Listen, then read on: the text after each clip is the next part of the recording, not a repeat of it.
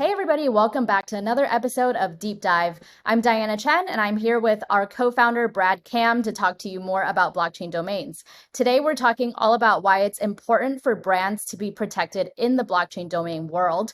And I'm very excited to have Brad join me to talk more about this. So, Brad, I think a good place to start would be to talk about how protecting brands works in the traditional domain world and then comparing that to how it works in the blockchain domain world.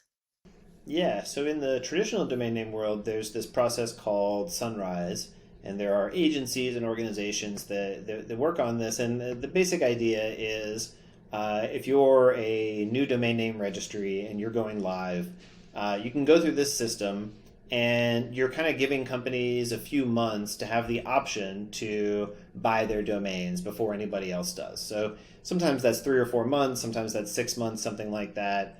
But the way that they assign who gets what domain is kind of weird.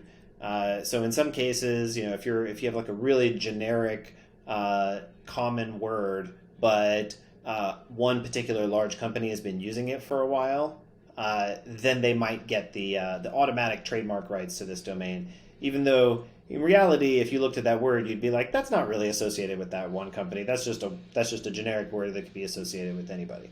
And then on the other side, that system doesn't really cover most small companies. Most small companies who can't afford to go through the trademark validation process. So that's kind of where it's at in that world. You get a few months. If you miss that time window, it's over. Anybody can just register your domain name. That's kind of your only shot at it. In the blockchain domain name world, the stakes are a lot higher because the blockchain is permanent.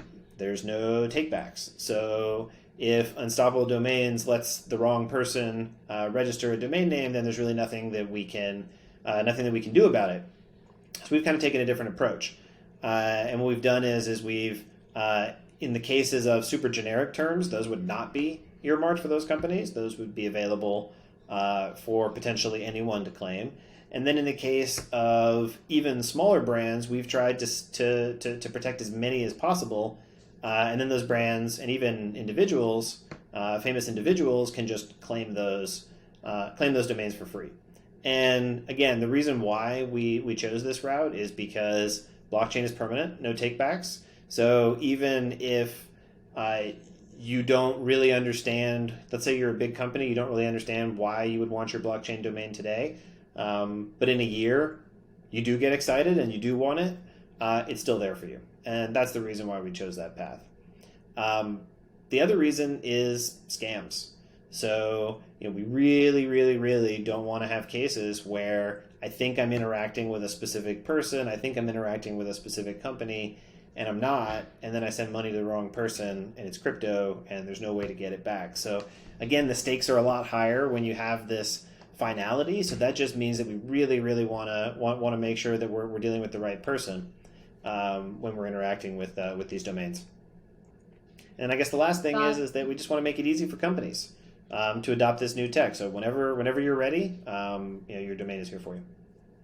Got it. And so, for anyone who is interested in getting a blockchain domain out there is listening, whether they're a company or an individual, what is the I guess, like, how do they know if they're quote unquote big enough to claim their brand as protected on with a blockchain domain? And then what would be the process for them to claim it?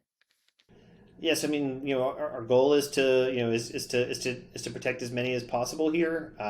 It's hard to get it 100% perfect. There's new companies popping up all the time. There's a lot of complexity. There's no one single data source to go to.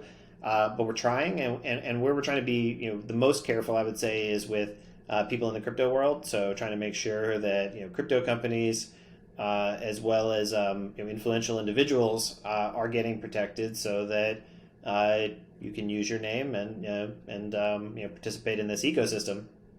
If you're a traditional company, I think we're typically looking at maybe north of 100 people or something like that. But doesn't mean you can't go and get your domain name anyway, or let us know about your brand. That's just kind of how we're building out our system. And again, I think the biggest thing to keep in mind here is that there is no perfect way to go about this. In the traditional world, the system is not functioning at all.